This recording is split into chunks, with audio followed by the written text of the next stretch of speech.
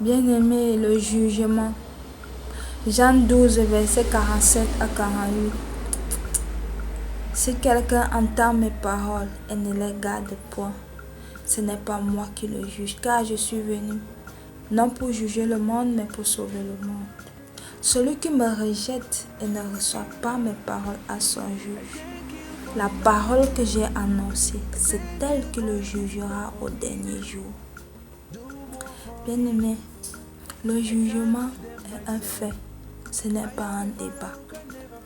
De même, il y en a qui croient que Dieu existe, d'autres qui croient que Dieu n'existe pas, que c'est un fait inventé. Est-ce que cela remet-il en question l'existence de Dieu? Non, parce que Dieu, il existe, tu vois. Seulement la raison, le problème de cet étonnement-là, ça relève des uns et des autres, non. Ça n'a rien à voir avec ce qui a été établi dès la fondation, dès le commencement. Ça n'a rien à voir. Et c'est à qui veut. C'est à qui veut, parce que j'ai envie de dire, c'est à nous de nous arrimer à ça. Mais en même temps, Dieu lui-même, il est libéral. Donc, moi aussi, je dis, c'est à qui veut de s'arrêter. Vois-tu, pendant que tu ne crois pas en la parole, ni au jugement, d'autres croient. Venu à l'heure du jugement, personne ne sera contre toi, ni aucune créature terrestre, ni aucune créature céleste, ni Dieu lui-même. Il t'a dit qu'il ne jugeait lui-même personne. C'est cette toute petite parole minuscule, insignifiante, stérile-là que tu as négligée, qui te jugera. Bien-aimé, sache ceci.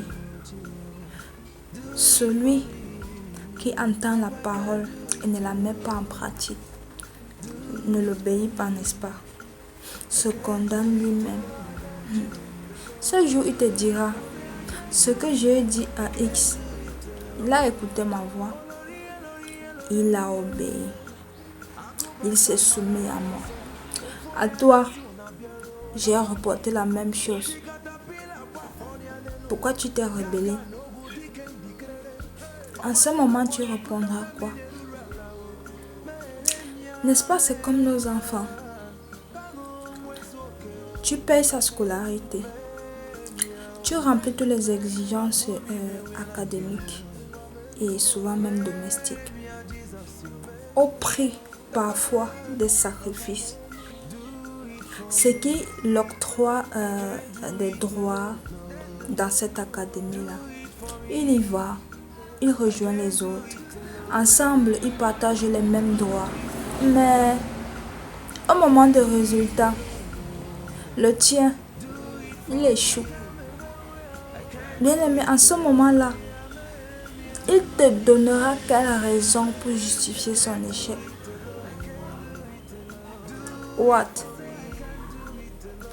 will he tell you? Toi, qui as tout payé là et a rempli les exigences qu'il fallait au prix même des sacrifices que cela demandait. C'est Jésus. Jésus a fait pareil. L'enfant qui échoue alors que tout a été préparé pour sa réussite, c'est toi, toi-même, qui n'es pas encore soumis à lui.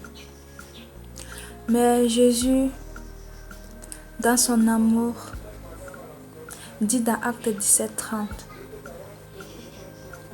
Dieu, sans tenir compte des temps de l'ignorance, annonce maintenant à tous les hommes, partout où ils se trouvent, qu'ils doivent se repentir. Maintenant, je vais souligner deux parties.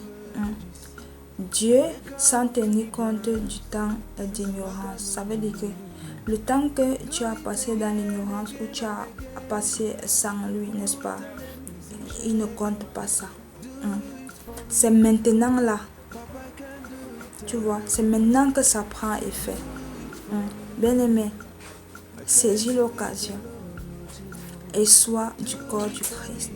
Maintenant, la deuxième chose que je veux souligner, c'est il a partout où il se trouve, tu vois, déjà Dieu sans tenir compte du temps d'ignorance annonce à tous les hommes le partout où il se trouve là. Ne vois pas en cela seulement un lieu, tu comprends? Vois aussi ça au péché, à ce que tu fais mal, tu vois, ce que tu pratiques qui ne glorifie pas Dieu, tu vois un peu. C'est aussi le sens de là où il se trouve. Donc, bien-aimés, saisissons l'occasion. Repentons-nous et que les âmes reviennent au Seigneur. Shalom.